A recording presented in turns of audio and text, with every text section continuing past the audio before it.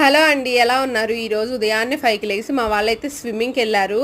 ఒకరోజు ఉదయం పూట వెళ్తారు, ఒకరోజు సాయంత్రం పూట వెళ్తారు. వాళ్ళు ఎప్పుడు వెళ్తారో వాళ్ళకే తెలీదు.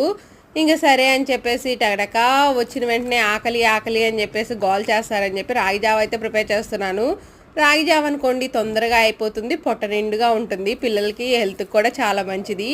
సమ్మర్ అన్నాళ్ళు ఎక్కువగా రాగి జావ ఇస్తున్నాం అంటే బాడీ చలవ చేస్తుంది. రాగి జావలో మీరు బెల్లం వేసుకొని తింటారా, లేకపోతే మజ్జిగ పోసుకొని తాగుతారా, పాలతో ఇష్టమో కామెంట్ చేయండి. నాకైతే మాత్రం పాలు బెల్లం వేసుకొని తాగితే చాలా కమ్మగా అనిపిస్తుంది.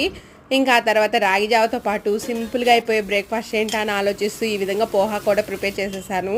ఇడ్లీ పిండి దోశ పిండి అయితే అయిపోయింది. చూడాలి మా పిల్లలు తింటారో తినరో పోహాని. కానీ వారానికి ఒక్కసారని ఈ విధంగా పోహా పెట్టామంటే పిల్లలకి హై ప్రోటీన్ అందుతుంది. ఇంక ఈరోజు మా బ్రేక్ఫాస్ట్ అయితే రాగి జావా పోహా. మా వాళ్ళైతే స్విమ్మింగ్ నుంచి వచ్చి ట్యాబ్లో ఆటలు ఆడుతున్నారు. Bye friends, thank you for watching. Please subscribe.